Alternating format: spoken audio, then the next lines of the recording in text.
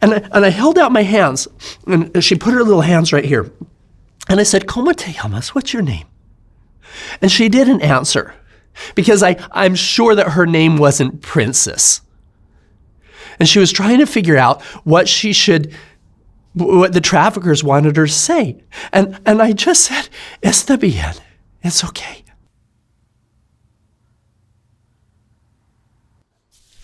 So Paul, you grew up where? Grew up in Utah, Salt Lake City. Mm-hmm. Learned how to ski when I was a kid.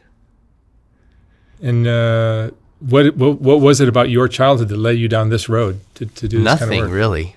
I had a beautiful childhood. I had 4 sisters. We lived in a great home. I had no idea the darkness that was happening outside of our bubble at all. People in our own neighborhood, I later found out, were dealing with unimaginable abuse. But I was in a bubble for a long time until I got into high school. And I was recruited by our vice principal to lead something called the peer leadership team.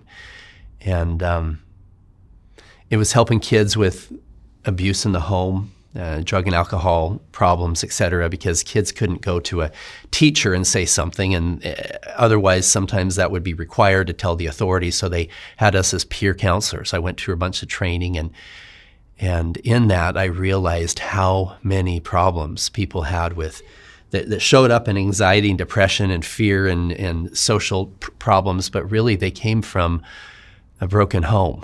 They came from parents who didn't understand how to love them unconditionally. And even worse than that, parents and uncles and grandparents, people that they trust, who would do the unthinkable to these children, and they would carry this pain, and it would come out in so many ways. And one day I remember I was in an AP, what was it? It was a calculus class. I've never used it one day since I was there, but and it was a test. It was like the biggest test of the year. Like a big part of our grade was on that. And the principal came in, whispered to my teacher in the ear. Teacher came over to my desk, wrote an A on my test. I hadn't even started it. He said, "Your talents are needed." And I stood up, not understanding it, and I went outside and found out that one of the most popular kids had committed suicide the night before. And they couldn't let all the other kids go home because of, it would be more of a risk unless the parents came to get them. And so I needed to go in there and console these kids. And I came to realize, I wished that I had been able to get to this child before that had happened. And as we looked into it, he came from a very dysfunctional family. I get the question all the time. People leave our movie, The Sound of Freedom. I'm the primary investor and executive producer behind the movie Sound of Freedom. And people leave and they say, "I want to do something. I want to fight child trafficking." The worst thing you can do is go home, is go to Mexico and go try to rescue kids. You're going to get shot. We almost did many times. The best thing you can do is go home and hug your kids. And people are like, "How does that fix the problem? Just hugging them. I want to fight the bad guys." No, children who are being trafficked, first of all, the ones that get moved to other places in a container ship, whatever, like what you see in the movie, that doesn't happen very often. The majority of those children don't come from healthy homes. They come from runaways or broken families or broken foster care program. So the more you can do to create a healthy environment for your children at home, the better. And I started to understand that at an early age. And I tell people the best thing you can do is have a relationship with your kids where they can very comfortably come to you and say, "Hey, Dad, Mom, I don't like it when you tell me to hug Uncle Harry because he touches me weird and he tells me that we should have secrets together. Or I don't like going to this babysitter because she says that we should trust her more than you, and now she's showing us pornography." Or we went to this friend's house and her brother was taking pictures of us when we're changing, and now he says he's going to show them around the school unless we do other things. These are grooming behaviors. They happen every day. And the majority of children who are being sold for sex sleep in their own beds at night. Soft White Underbelly is about giving people a space to tell their stories, even when these stories challenge what we think we know. Ground News shows us different perspectives in the media, which is why Ground News is a perfect sponsor for my channel. In a world where algorithms censor much of the information we receive, some of the most important stories get missed from our news feeds. Ground News highlights local news from around the world, giving you an on-the-ground perspective that national coverage might miss. The app and website empowers you to form your own opinions by presenting you with every article published on any news story worldwide. My favorite part of the app is the data it gives you on each news source as you read it, such as where it leans on the political spectrum, a factuality rating indicating how subjective their printed reporting tends to be, and who funds it. I particularly like their blind spot feed, dedicated to showing you news stories that are underrepresented in the mainstream media. You can check this all out by scanning the QR code on screen or clicking the link below. It's easy to forget how much bias can shape the reality we live in. And in a world where our attention is constantly being fought over, my Vantage Plan easily helps me keep up with more important stories slipping through the cracks. So I encourage you to check them out at ground.news/SWU. Subscribe through my link or download the mobile app and enter promo code SWU to save 40% off their Vantage Plan. And by subscribing or even gifting it to someone you know, you're helping hold the media accountable and helping my channel directly. Thank you for watching. And their parents don't even know that it's happening, or their parents were involved. So that was kind of a foundation growing up. I didn't want to go into, undercover work. I had no dream of being a 007, any of that stuff. I wanted to be a doctor. I remember I was getting severely picked on one day by some bigger kids. I was kind of smaller, and I went home and I said, "Mom, I want to be a brain surgeon when I grew up." And she's all proud. She's like, "Why a brain surgeon?" I said, "Well, because I want to help fix how people think." And later, I was serious. I did reports in school about the human brain. Later, I changed that to a desire to be a heart surgeon. I wanted to be a pediatric cardiologist. And I think that innately I knew that in order to fix how people thought, they needed to fix how they felt. It needed to go from your head to your heart. And I was working hard. I had decent grades. I was going to pre-med school. 2 months before taking the MCAT, I got in a major car accident, severed all the tendons in my hand, and they didn't know if I'd have the dexterity to be a surgeon, so they had a mentor that convinced me to move over to business and finance instead. And I started a company, a marketing company, and we brought on a client that fell completely in line with what I was doing in high school. It was the Midwest Center for Stress and Anxiety. I owned Midwest Center Marketing, and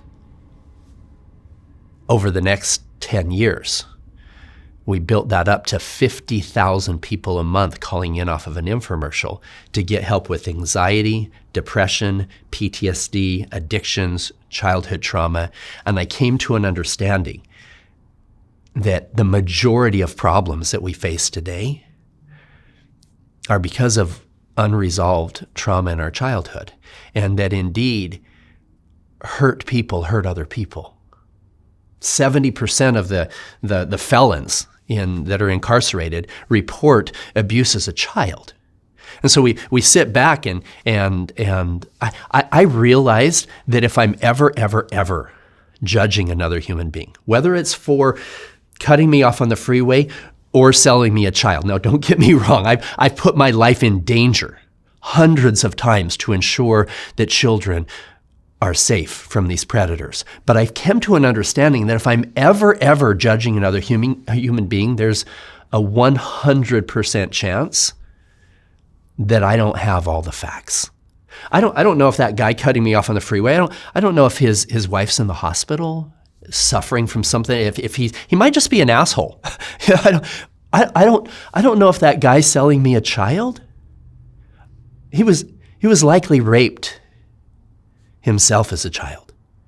He likely had 1,000 bad things that happened to him and 1,000 bad decisions that he made. Now, it doesn't justify his actions at all. There are so many good people in this world who went through similar pain But the truth is, the best thing we can do to heal humanity is not just fighting the fire with fire, not just arresting all of these guys, but figuring out how to take out that hell from their hearts, that pain from their hearts, before they ever get to the point where they pass that pain on to somebody else.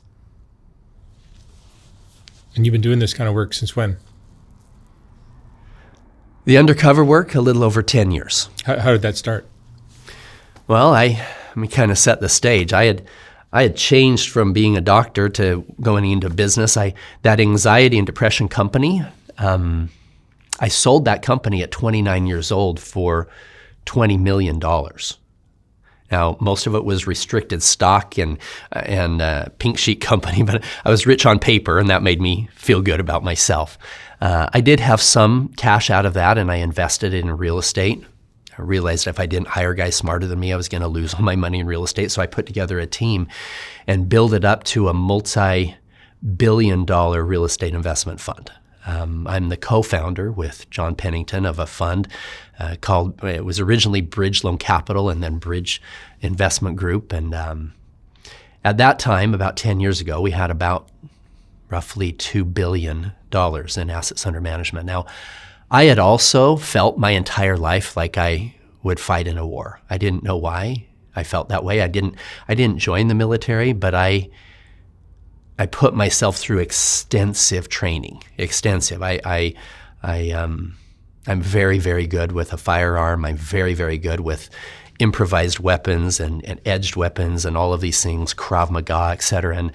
And I had a mentor early on that said, Paul, he said, if you want to be infinitely more successful in your business career, he said, you should incorporate philanthropy and charity from the very beginning. I was earning like $2,000 a month, and he said, you should donate 10 to 20% of your money to making a difference in the world. And I said to him, that's why I want to be rich, right? I want to make money so that I can make a difference. I can be charitable. I didn't realize that I should be charitable so that I could be successful. You know, it was a paradigm shift, but I chose early on in my early 20s to I didn't know where to donate money. I would give money to the guy on the side of the street that was asking me for drug money. And I remember a friend, he said, Paul, are you really making a difference, or are you contributing to the problem? And I said, you know what? I don't know, and it doesn't matter. I don't know if that couldn't have been me if I hadn't been raised in a healthy home. I can't judge there.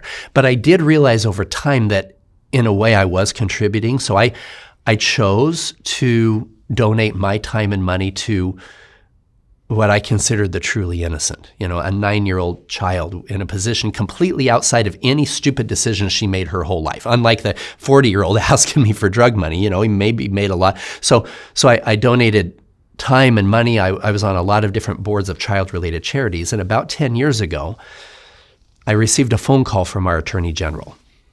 And he said, Paul, I know you've donated a lot of your time and money to helping kids. That's a passion for you. He said, I need to talk to you about something that's pretty dark. He said, this is the fastest growing criminal enterprise in the world, and good people don't even know this happening. And he started talking about human trafficking. And I'm like, trafficking, like slavery? I thought slavery disappeared at the time of Abraham Lincoln. He goes, no. He says, it's more today. He says, and I'm not just talking about children being abused at home, which is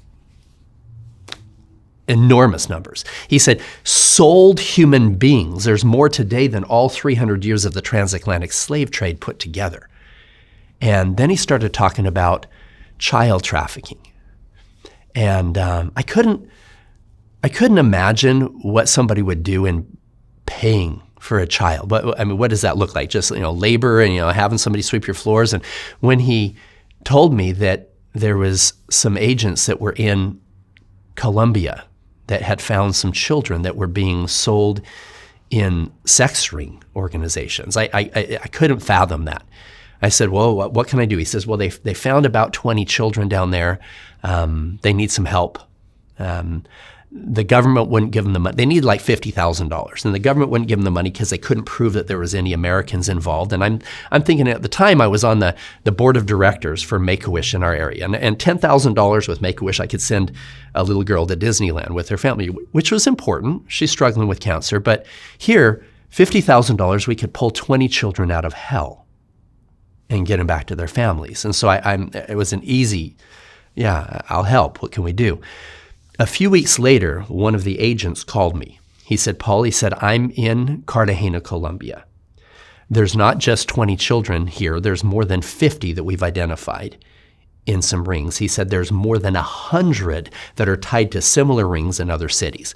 He said, we have a plan that we could rescue all of these children on the same day at the same time. If we just do one city, we're afraid that the word will spread and these guys will go underground. He said, I think we can rescue all of them, but I need your help in a big way. And, ego me is like, well, how much do you need?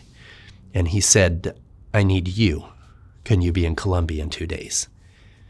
He said, the head trafficker has a piece of property that he wants to develop into a child brothel, like a sex resort type of a thing. He needs a few $1 million to build it out.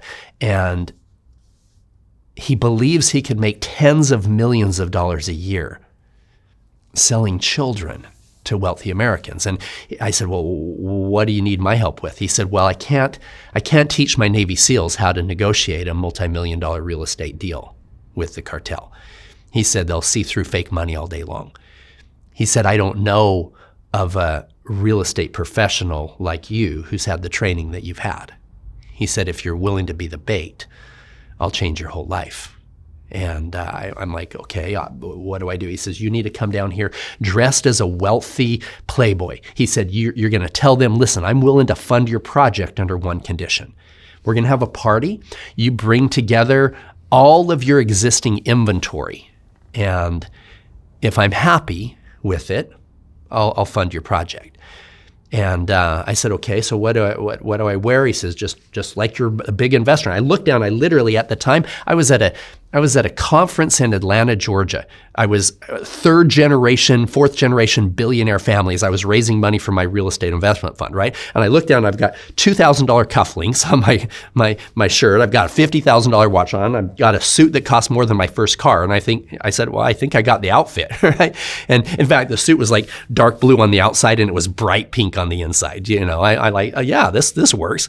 And years later, when I heard about how this all came together, our attorney general had been at an event with me about a year before this, where I had called him up and I said, what's up, AG? I says, I have front row tickets to the Miss America pageant. And he said, his exact words were, Hutch, unlike you, I have a reputation to uphold.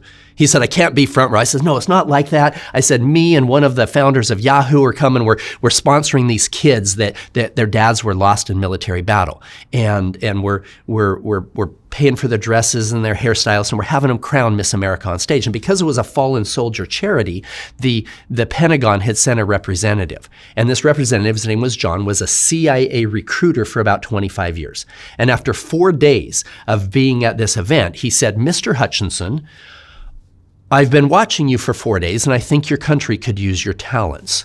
And I said, well, what talents are those? He said, I saw you in seconds break down the barrier of communication and become best friends with a bum on the street, a billionaire, or runway models. And we had like 4 runway models at this, the former Miss Americas that were there at this table. He said, imagine this. We send you to Dubai. You make friends with these billionaire guys that are out there that are dirty money. And I ended up turning them down. When his guys called me a couple months later, I didn't want to put my life in danger for some white collar crime guys. But a year later, when the attorney general, who was there with me, heard that they needed a wealthy playboy to do this, he said he was there with Josh Romney, which is Mitt Romney's, he ran for president years ago, that's irrelevant. But he said, well, have you ever met Paul Hutchinson? And Josh said, oh, Paul would be perfect. And I told him later, I says, I don't think that's a compliment. You guys both think that I'd be a good undercover pedophile, But fast forward, that's exactly what happened is, these guys were looking for flamboyant money. And I will tell you this, I wasn't doing anything illegal, but I was filled with greed and lust and arrogance. At the time, with a multi-billion-dollar fund, I had a house with 10 bathrooms, 8 private suites, 3 kitchens. I had a basketball court in my basement in which I had put a stage on it and had 2 stripper poles, right? So I was this energy of this playboy, but I also had the skills to be able to deal with this stuff. And so that's what they were looking for, was this kind of a, look at me, ego energy. And so I go down there and I'm sitting at this table, these traffickers. And at first I thought, these aren't traffickers. The first trafficker I met was a businessman. He was clean shaven. He had a polo shirt on, well-spoken. The next one I met was a female. She was like Miss Cartagena. She ran for a modeling school and whatnot. And I thought, these guys aren't traffickers. And when we sat down and started talking, and they started offering up children for sale for sex, with this business plan that they could make all of this money selling children to guys like me. Like guys with big egos and big checkbooks and already climbed all these mountains. Now I want to do something. I couldn't believe that this was even a thing. And where it really hit home for me is about halfway through the conversation. I had one of the traffickers lean forward and he goes, "Pablo, I have a gift for you." I said, "Really? What's your gift?" And he leans forward and he hands me his phone. And there's a picture of an 11-year-old girl on his phone. He said, "This is Princess. She's still a virgin. We just took delivery of some. She's my gift for you for this party." And I'm thinking, oh my hell, if we could get these children out before they're ever raped the first time, that would be a miracle. And he said she was still a virgin. I said, there's something he said made me realize he had more than her. I said, "Fuego," I said, you have more virgins? He goes, "Oh yeah, I got 3 or 4 more." I said, "Now you're bringing those to my party too, right?" Because he goes, "Oh no," he says, "they're too expensive." I'm too expensive. I'm already paying this asshole $25,000. I'm paying him $500 per child for a minimum of 50 children just for 2 hours in the afternoon with him, right? He says, "Jefe," which is boss. He goes, "Jefe, you already paid $25,000. He says, "You want to fuck those other virgins? It's going to cost you maybe $2,000, maybe $5,000 for that little one. It's going to cost you maybe $10,000 more." And at this point, I'm legitimately pissed. There's no acting involved. And ego Paul comes out. I'm like, put my hands on my chest. I said, "You don't think I can afford an extra $10,000? He's like, "Oh no, Jefe, no." I said, "I want every one of those virgins at my party." I said, "They damn well better be virgins when they get there. They're not for you, they're for me. You understand?" He's like, "Oh yeah, Jefe, I understand." His stupid smile on his face. Fast forward, our team had met with the US Embassy, Colombian federal agents. Now, this is the basic story of what Sound of Freedom was built off of. We actually took 8 different rescue missions and put them all together, a bunch of different operators, and put them all into a few characters. But the first story that changed my life, that made me say, hey, I'm willing to put massive amounts of money and time behind creating awareness, was this. So what happened is they met with the embassy. These guys, the Colombian federal agents, provided 40 agents for us. 4 of them were like our maids, 4 of them were our waiters and our cooks. They weren't very good cooks, but they're armed, right? And 25 of them are there to storm the party right at the right time. And so we're sitting there. I'm at this table outside. These guys had brought 54 children, which is almost every one of them were under the age of 16, 17 years old. Many of them were taken from other countries as well. We put them all in this little separate house, this palapa grass roof thing. We're sitting outside negotiating. We have undercover cameras so that these guys can't later say, "Oh, I thought these kids were coming for a pool party." No, we had to have a really dark conversation with these guys about exactly why those kids were there, what they were willing to do. And I'm sitting there at this table, and we once we had some basic information, we ordered tequila. Tequila was our sign where the waiters would go back, they would call it in, and the agents were supposed to come and storm the party within minutes. Well, we ordered the tequila. 5 minutes, 10 minutes, 15, 20. It was 45 minutes later before the agents came. In the movie, we had some other things that did delay. The real delay, we had no idea what was going on. Later, we found out it was a lady from the Child Protective Services that slept through her fucking alarm that morning. that said, oh, you guys can't do the operation till I'm there, so you have to take a slow boat out. But we're sitting there, and the problem was at that point, they think that it's time for the party to start. Fuego takes out the cocaine, puts it on the table. The others go into the house. One of them, Eduardo, goes in, and we could hear some of the children crying. And we're sitting here thinking, what hell? Where's the agents? We got to arrest these guys right now. We can't have this. And he comes out, and he has 4 virgins. He has 3 little girls and 1 little boy. This little boy was 11 years old. They gave him cocaine that morning because he was so scared it was going to hurt. What kind of fucked up monster thinks that that's attractive?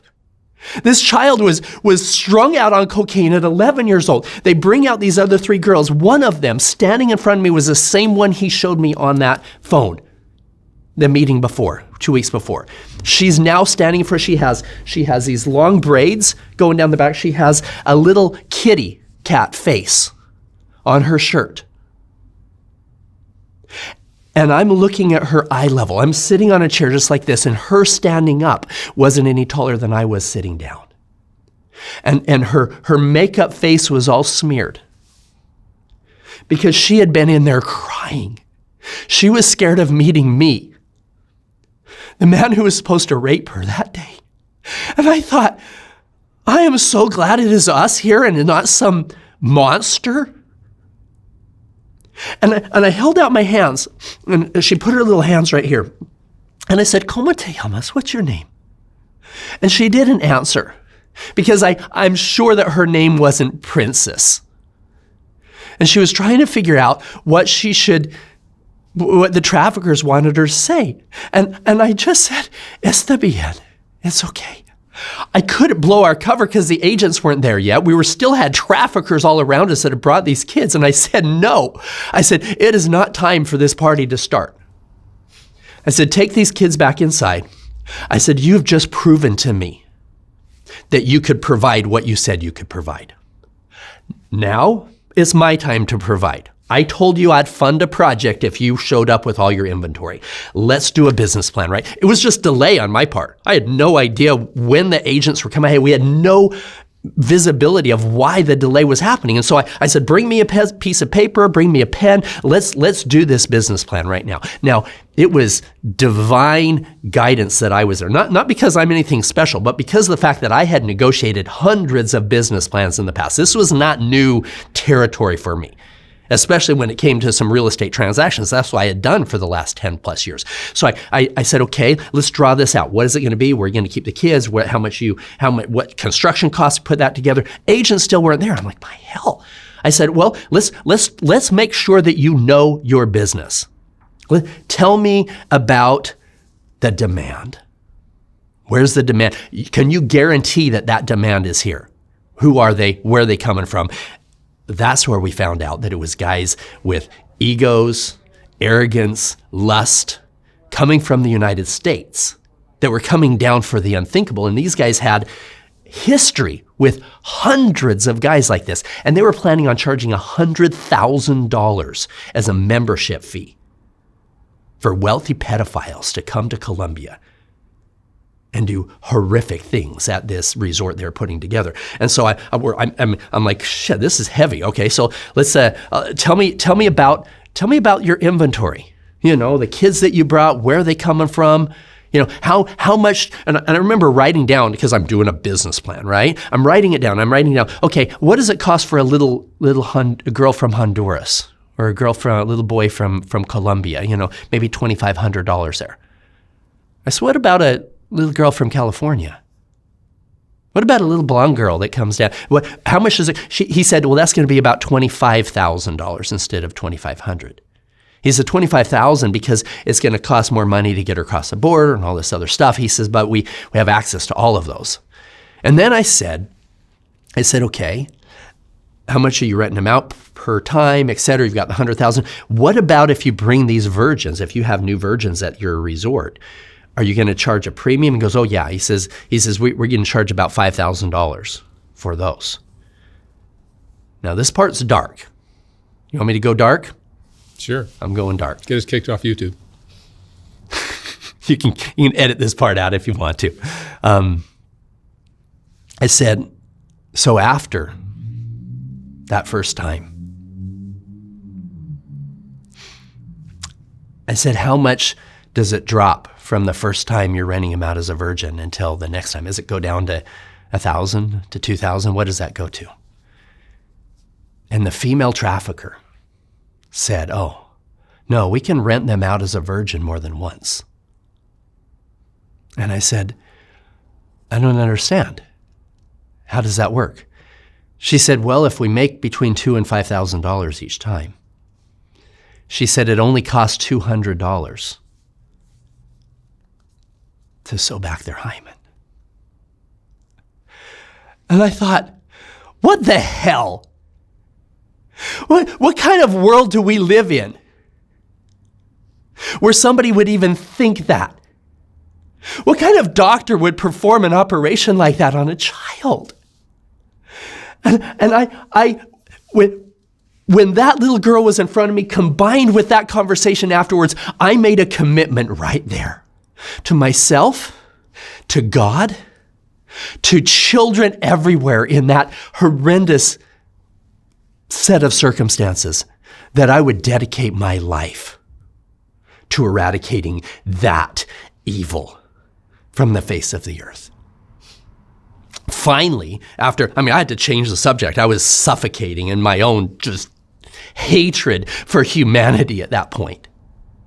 And finally, the agents came, stormed the party, arrested all of us. We're getting thrown on the ground. The bad guys think that we got extradited to the U.S. to stand trial. So I'm there getting handcuffed as well. And then the Child Protective Services people came in with the kids. And they started laughing, they started singing with the children just to calm them down from the trauma of all the guns coming in, all this stuff. And that laughter, that singing, that sound of freedom was the most beautiful sound that I ever heard. That's why we named the movie The Sound of Freedom. And I started crying. And as we were being led in handcuffs off the island, actually, they had unhandcuffed us by this time because the traffickers were already off. But one of the children, the same little girl that was standing in front of me, she was standing there by the window. Her hand was on the window. She was crying again, but she was smiling. And she was waving at us with her other hand. And she said in her broken English, she said, "Thank you, Americans." And I broke down again. I turned to the guys with me and I said, I've spent my whole life making money, making rich people richer. I want to make a difference. What can I do? And he said, Paul, he said, sadly, there's a lot of Jeffrey Epsteins out there. There's a lot of guys with ego and money that are doing horrific things. He said, you fit the profile. He said, if you're willing to continue to do this, we'll raise awareness for the world.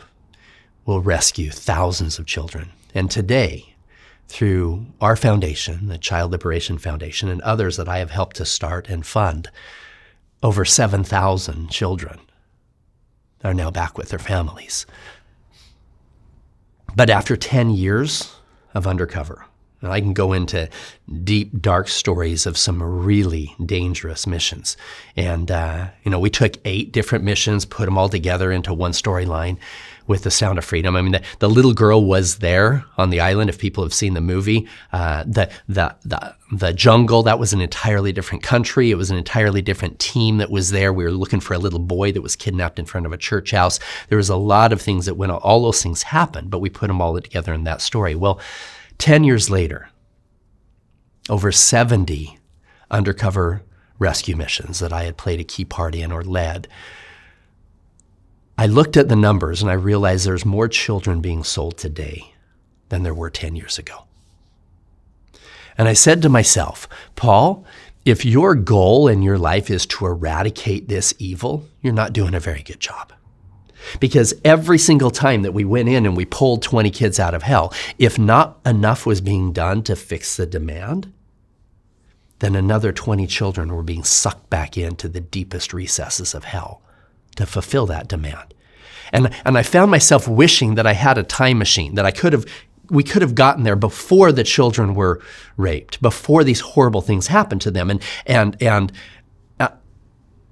I realized, okay, what would I do? If I pulled him out beforehand, it would still create a vacuum. And I thought, no, what I would do is I would sit down with the traffickers, even with the perpetrators, and say, if I could have caught them before they ever crossed that line, and said, what is going on in your life that makes you think that it is okay in any way to cross that line, to go down that road, to hurt a child? And what I would find is that the majority of them, like we talked about when we started, the majority of them have unhealed trauma. The majority of them have abuse in their own homes. And again, don't get me wrong here, I'm not a pedophile sympathizer. I put my life in danger to ensure they never hurt innocents again. But if we're going to fix this problem,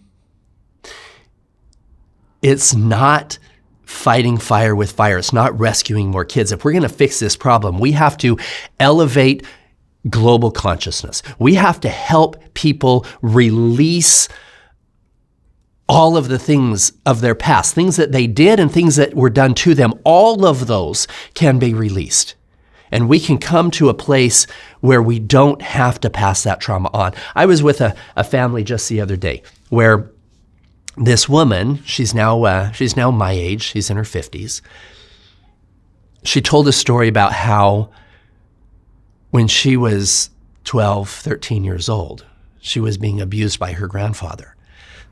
And she was just holding it in and just not wanting to say anything to anyone. In fact, the average age of somebody talking about this kind of abuse is 52 years old. My age. I've raised my kids. I've lived this career. And so she was holding it in as a child. But then she found out the same thing was happening to her younger sisters. So she thought, you know what? In order to protect them, I have to do something. So she went and talked to her mom and her dad. And nothing really was done. They confronted the grandmother in front of the kids, and she started crying, and the kids felt, I shouldn't have said anything. It did stop soon after that. But what we found out is that almost every single one of the kids and the great-grandchildren today were affected in some way. Where now this lady, who had been so careful in raising her kids to make sure that they were in a healthy environment, because she grew up to be a protector. She never wanted that to happen to them, so she was super careful. What she didn't realize is that their cousin, who had been abused by the uncle, who had been abused by the grandpa, their cousin actually at a sleepover at their house ended up having sexual relationships with her kids at a very young age. And literally every single one of her kids and all of the cousins, all of that can be traced back to that one sick man, that grandfather, passing on. This is generational trauma that is happening over and over again. And so I came to an understanding that if we're going to fix this problem, we've got to heal.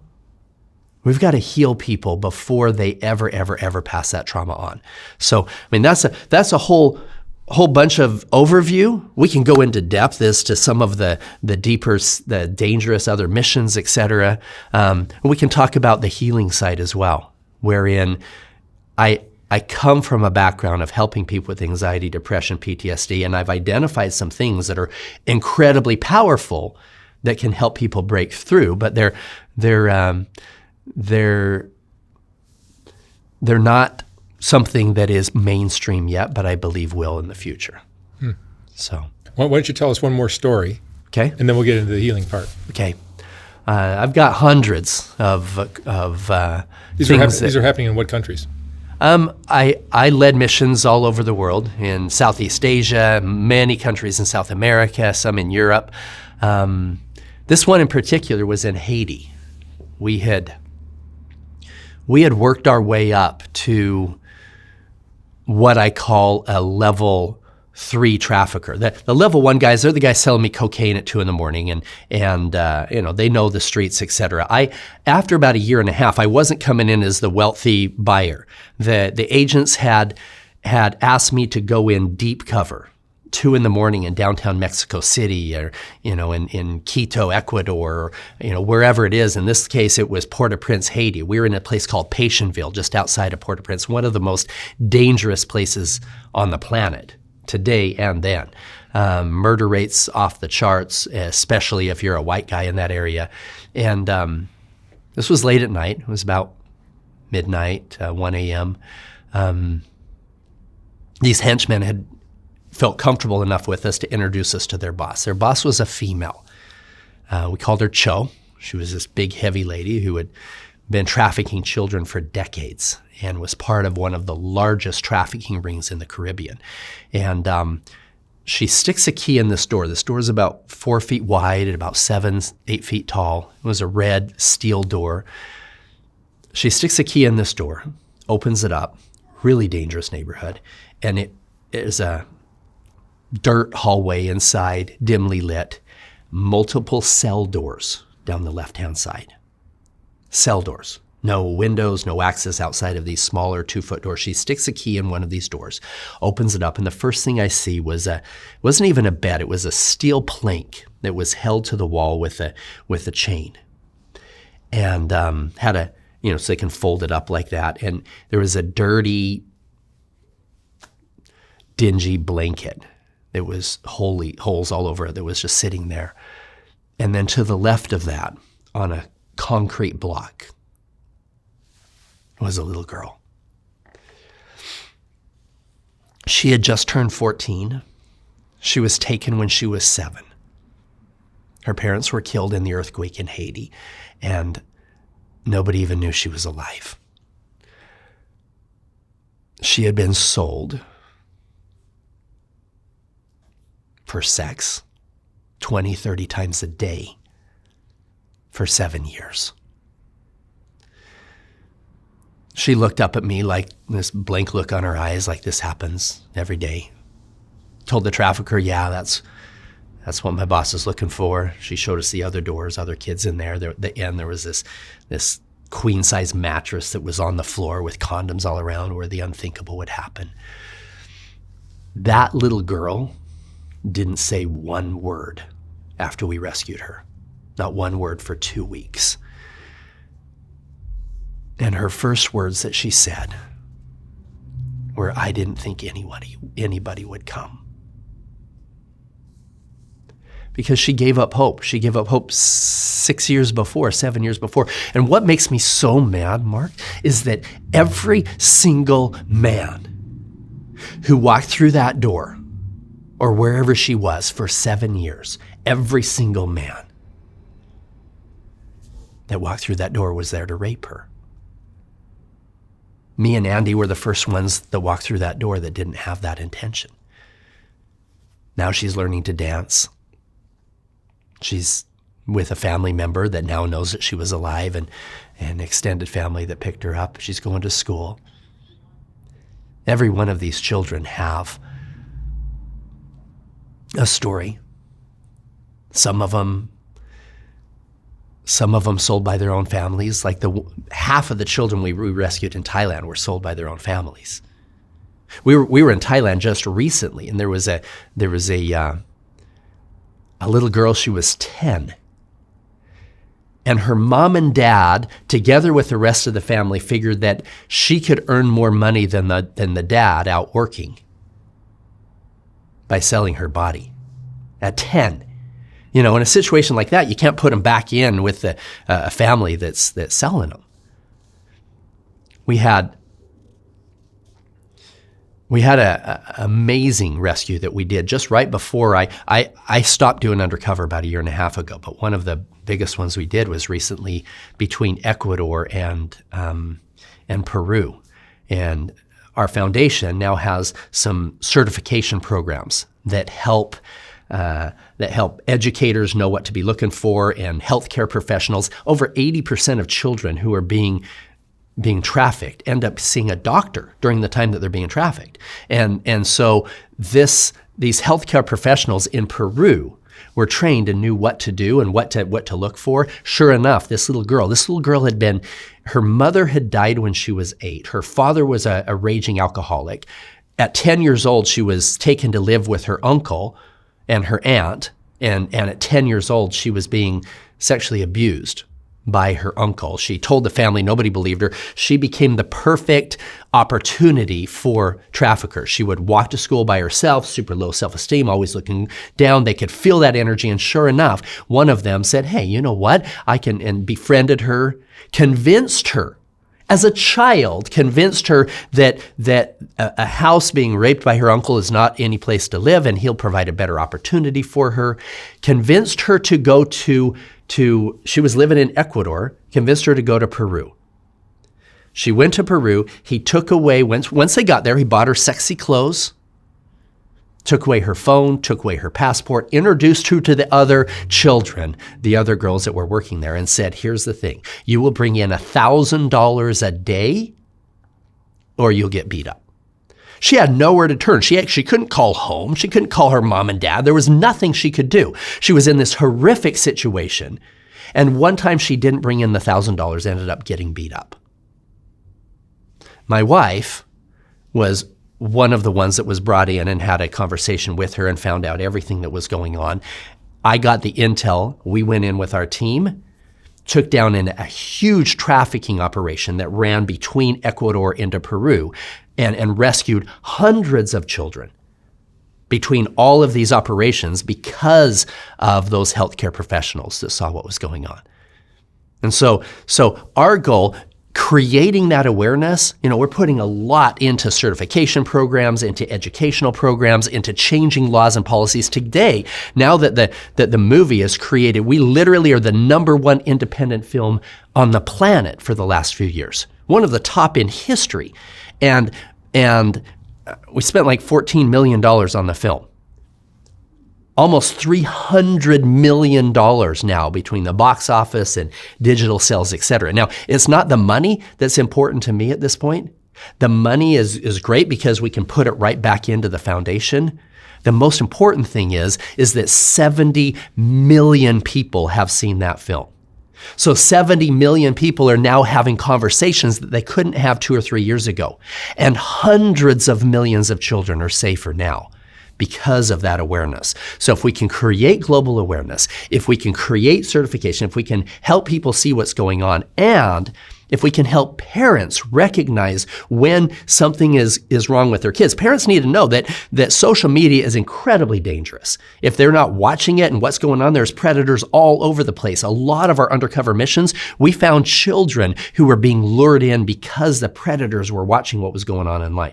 And today they have these things called sextortion, where the children literally, you can take a picture of a child and with an AI program, take the clothes off that child. Now, that is creating child pornography. Some guy's like, oh, that sounds like, yeah, you'll go to prison for it, dude, right? In fact, I want anybody that thinks, oh, I can go onto the dark web and find this stuff. We have got guys that are some of the best hackers in the world who have created programs on the dark web. You're not as invisible as you think if you're there. We identified in 1 month in the United States, on the dark web, through a global identifier number. You think you're being also secret with your VPNs and your Tor networks. No, your computer lets out a global identifier number that's identifiable. And we found 800,000 unique individuals in the United States who had downloaded a child rape video in less than a month. And that's just the software that was that doesn't track all of them. This is a huge problem. But the only way we're going to fix it is by healing humanity, because it's overwhelming. We could send in Navy SEALs every other day in every other country, everywhere in the world, and we would never, ever fix the problem that way. We've got to figure out how to heal people before they ever pass that trauma on. Let me ask you a crazy question. I assume 100% of the perpetrators are male? No. No? No. That's the crazy thing. In fact, what's interesting is remember I talked about the level 1, level 2. So the guys that are selling me cocaine at 2 in the morning, most of those guys are males. Okay, they're the ones that know the streets and whatever. The level 2 ones, these are the ones who they're pimps. They have They're usually running women and they have access to children. About 25% of those are female pimps that have access to children. When I get to the level 3, these are the ones who physically hold the children in chains or in captivity, whatever it is. Those ones, 50% of the ones that we arrested were female. Really? 50-50 there. Now, the perpetrator side too. Now, here's some numbers, just so people understand how big of a problem this is, that in terms of broken people who hurt other people. So 1 out of every 4 women that you know was a victim of sexual violence as a child. Now, most of them grow up to be protectors. Most of them, there is no way that somebody is ever going to hurt a child on their watch. However, some of them, a percentage of them do pass it on. With men, it's a little bit less. It's 1 in 5. So 1 in 5 men at some time in their life have been a victim of sexual abuse, sexual violence, 1 in 5, 20%. And the majority of them, it happened as a child. In fact, 1/4 of them, it happened under the age of 10 years old in their own homes. So now here's what's happening.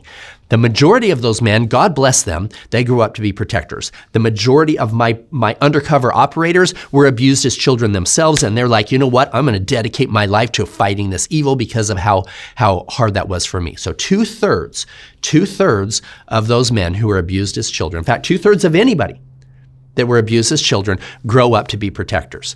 1 out of every 3, if not given the love, the help, the healing, the tools, the unconditional love that they need to heal through that, 1 out of every 3 will become a contact offender in the verbal, physical, and sexual abuse of a child. And so that's a huge number because it's not just them passing it on to one. A lot of those guys, like this grandfather I told you about earlier, it's his kids, his grandkids, his great-grandkids, all of them are being harmed because of the decision of that one person. And so that 1 out of 3 ends up harming hundreds of more children if not given the help and the healing that they need. How is seeing all this stuff first, up close and personal, changed you? You've been doing it for a long time now. 2 years into it,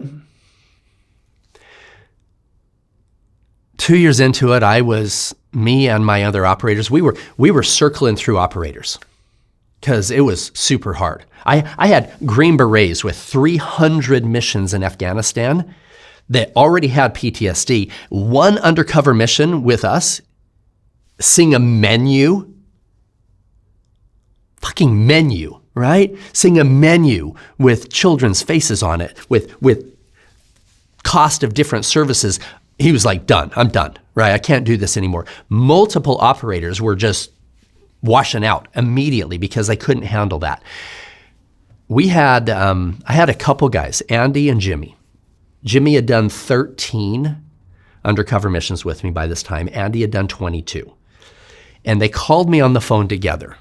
And they said, Paul, do you trust us?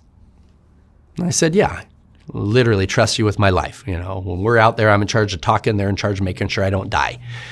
They said, you need to come to this transformational healing retreat.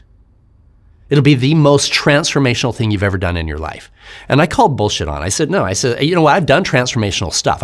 I know Tony Robbins personally. I've literally walked across coals with him right next to me. I've broken bricks. I've done I've done transformational stuff. You can't tell me. They said, this is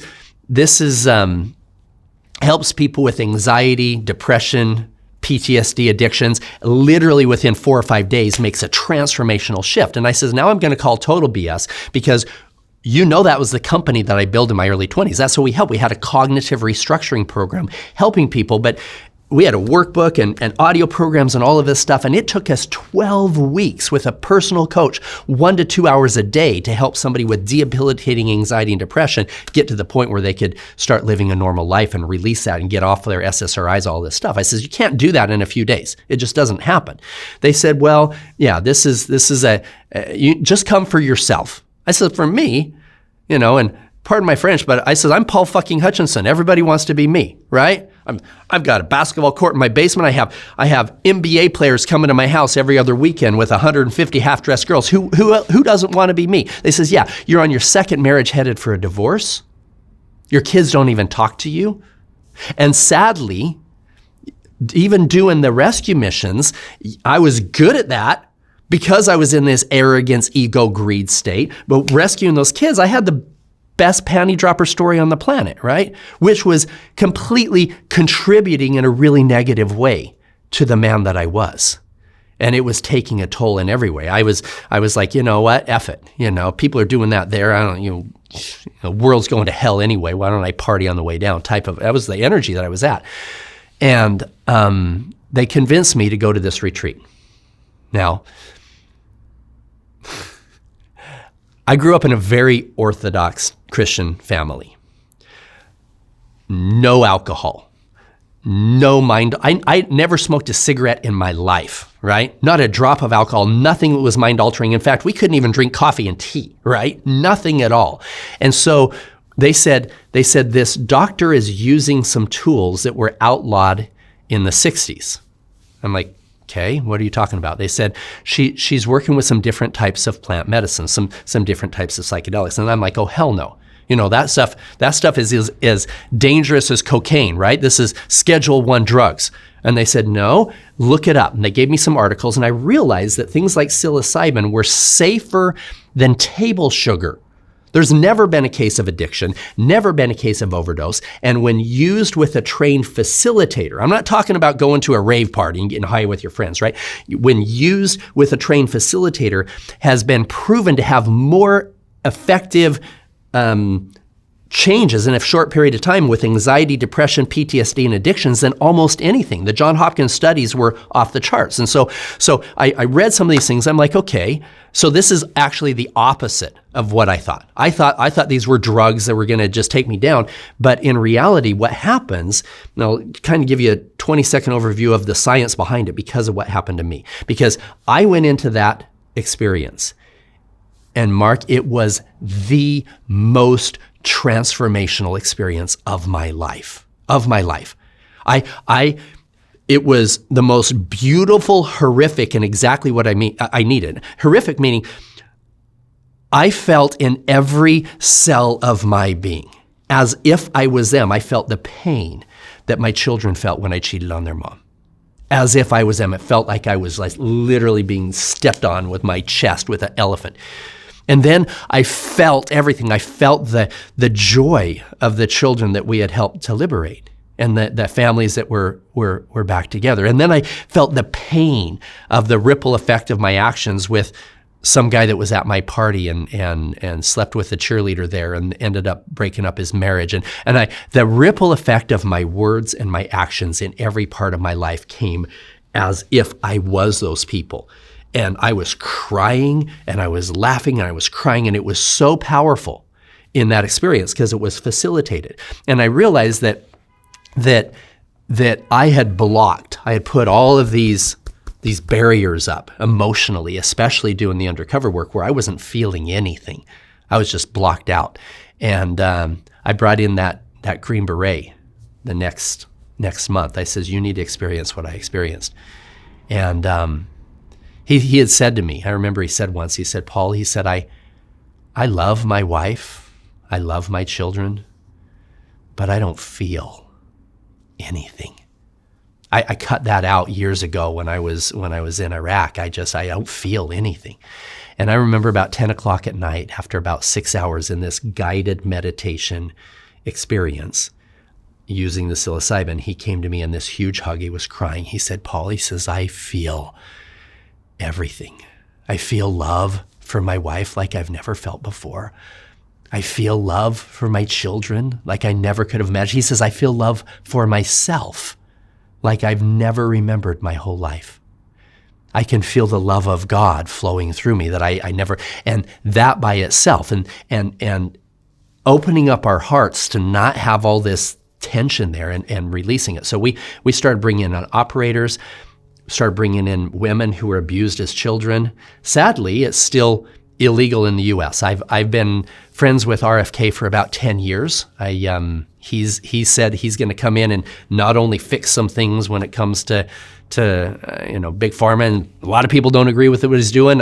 You can decide whatever, but one of the things that he said he wants to do is decriminalize the use of some of these tools. Now, it's super important you understand my take on this. I am not only not a fan of recreational, I am seriously against the recreational use of these things, because what happens is you're in this state of neuroplasticity, similar to when you're 3 and 4 years old, when you can learn 3 or 4 languages at the same time and your mind is very impressionable. And if you're impressionable to that state and you've got a rave party going on over here, you've got orgy going on over here, and some guy yelling at his wife over here, literally it can be damaging to what you're trying to create. However, if you've got a facilitator who understands how to use it, and in that state we have an 85% success rate in helping people overcome cocaine and heroin addictions. We have now hosted and facilitated 70 guided meditation experiences to help people break free. We become master facilitators in what we do, but it's something that I'm trying to change laws and policies for the responsible use to help people overcome things that I didn't think they can overcome before. People don't change, right? An addict to porn ends up being an addict to alcohol when he breaks off his porn addiction. It's just there's so much energy there that it's just transferring that trauma to other places.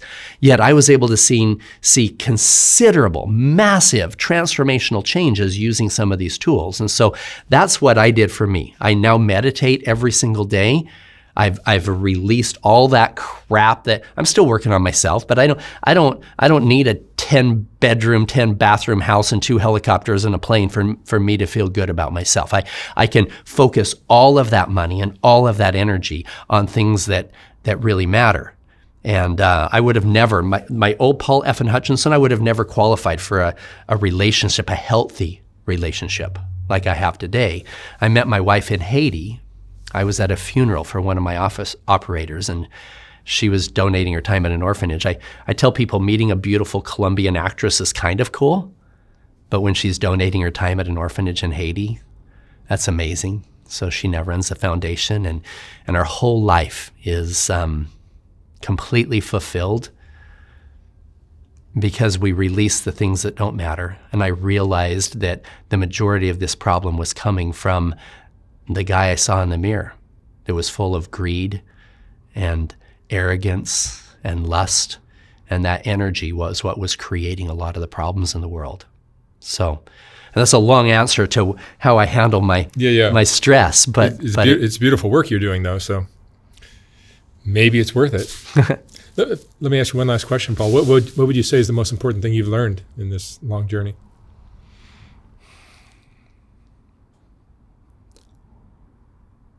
Forgiveness and releasing judgment. Forgiveness for who? For myself, for the stupid things that I did. Before you get into this answer, do you believe in God? Yes. After all the stuff you've seen? In fact, I'm going to touch on this because I think I was in Haiti once, one of the missions. I was there with a celebrity that wanted to film some of the children in the orphanages that we were at. And it was the last night. We were live in 6 a.m. the next morning. We were flying out, and one of the agents said, "Paul, can you go out with the team? They haven't found any traffickers, and you're one of the best that I have. Can you go out with them?" And I knew that meant I'd get no sleep that night. And I went out that night, and it was about 2 a.m. We hadn't found any connections. This was a brand new team, a bunch of Navy SEALs. They were tattooed up here and earrings and whatnot. I'm just me, right? And I said, "Guys, can I take lead? Are you good with that?" And they said, yeah.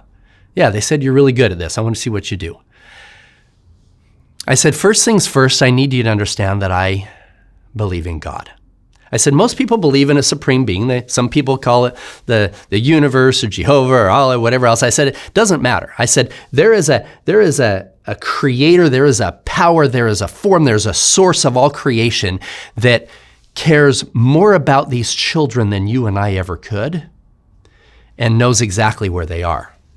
So if you're okay with it, or even if you're not, I'm going to start out by asking for some help. So here we are, downtown Port-au-Prince, Haiti, the darkest, most voodoo-infested place on the planet in the Western Hemisphere. And we take off our hats and offer up a prayer. And then I said, now I need you to understand how I see fear and faith. I'm literally having this conversation at 2 a.m. in the undercover van, right, with these SEALs, right? I said, fear and faith. I said, most people think that faith is going to church and asking God to fix things in their life that they don't believe are going to be fixed. I said, that's not faith. That's blind hope, right? Faith is one of the most next to unconditional love, it's the most powerful law in the universe. And it's simply this. It's the unwavering conviction that what I want to have happen will happen. The problem is most people have a hard time with unwavering conviction of anything. Should I marry this woman? Should I go to this new job? I think that God looks down and sees what's happening with our lives and says, you adults deal with that. God sees what's happening with these children and says, hell no. If I've got good people willing to do something, I'm going to pave the way. And I've seen more miracles, literal miracles, in the 70 missions that I've led than every other part of my life combined. And so I said, guys, and I'm writing a book called Are You Listening? With my hand on my heart. Not are you listening here, but are you listening here? Because I think that religion gets in the way of God.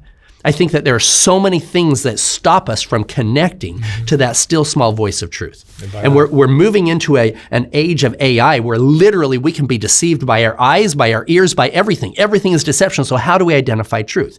And I talk about in that book how the majority of the missions, I wasn't following logic and protocol. I truly believe that we were being led. And I said, guys, I said, fear and faith cannot exist in the same person at the same time. The reason behind it is that in a way, they're the same power. People who believe bad things happen to them attract that. People who believe good things happen actually attract that. In fact, they're the same thing on polar opposites. And you can choose fear or you can choose faith, and you can lead your life in a way that's energetically going to pull that all together. And so these guys are like, okay, dude, whatever, right? I says, okay, just drive. And I'm just listening, just tuning in. I said, okay, stop right there. He said, that black alley, the motorcycle guy, yeah, right there. He said, what are you gonna do? I said, that guy knows something. I can feel it. And he said, listen, he says, this is a dangerous area. We can't, he says, we need to survey the area first. I said, no, we don't have time for that. I said, he's gonna be gone. I said, in fact, you guys are gonna intimidate him. You need to stay here. I'm gonna go talk to him myself. And this guy's like, Paul, what are you, stupid? I said, look, I'll buy you pink panties when we get home. I don't have 2 weeks to figure out who's selling kids. This guy knows something. I get out, I walk up to him, and I'm just feeling in. He pulls up his shirt like this, and there's a gun that's tucked in his pants. That was our only communication at that point. I'm just filling in. I pull out a $20 bill, and I hand it to him. I don't remember if it was a 20 or 100. I don't remember what it was. But I hand him a bill, and he said, what's that for? I said, that's for you. You keep it. I said, I have another one for you if you can help me with something. I got a friend coming in a few weeks over Super Bowl Sunday. He wants me to set up a party for him. He likes 10-year-olds. He's like, I know what you're looking for. I got somebody. I knew he did. And boom, he makes one call, connects us with this lady who runs a strip club who was selling kids. And boom, we ended up through that connection getting up to the top trafficking rings in the Caribbean that took down not only their full operation, but 4 corrupt judges, federal judges, as part of that takedown simply by tuning in. And I've got hundreds of examples of that. So I had a lot of my operators that lost their belief in God as part of this. There's no way that there's a God in the universe that's allowing this to happen. Sadly, freedom of choice is something that God doesn't take away. And I'm going to use my freedom of choice to ensure that his freedom of choice doesn't take away from the freedom of choice of that child. Right? So that's kind of my spiritual war, and I've had to go deep into this state. I think that a lot of people in prayer is one-sided. God fix this, and they don't take time. Learning how to turn off all this rational stuff and tune in through a state of meditation and mindfulness, you'll start recognizing and feeling that still small voice of truth, which has led me to the places of peace and happiness in my life as it will others. Back to your last question, back to my last question, what would you say is the most important thing you've learned? I'm actually going to say unconditional love. Yeah. I am. I truly It would believe prevent this kind of stuff from happening. that's the only answer. It's the only answer. If you've got a child, and if you don't have that unconditional love for that child, and your love is conditional in any way, you're going to create childhood trauma there. You're going to, if unconditional love, you're not stealing from your neighbor. You're not coveting your neighbor's wife. You're not raping your child. None of these things. And if you can receive that love, not only for others, but for yourself, for the Christians that are out there that remember in the New Testament, it says, the greatest commandments are love the Lord thy God with all your heart, might, and strength, and love your neighbor as yourself. And people think that there's only two people you should love, God and your neighbor. No, they forget the self thing, right? There's actually three there. If you can love yourself with unconditional love, that's that forgiveness I was saying. Forgive yourself, break free of that stuff. That stuff does not have to define your future. There's nothing in your future that has to be defined by the stupid shit that we did in the past, right? Forgive yourself, move on, step into the light of this new, higher, better version of you. Love yourself, love your neighbor, love your creator. That by itself, that's going to eradicate child trafficking. That's going to liberate humanity. Amazing talk, Paul. Thank you so much. Thank you, Mark. I'm incredibly, incredibly grateful to you for trusting me to share with your audience. Incredibly grateful. Thank you, Paul Hutchinson. Amazing.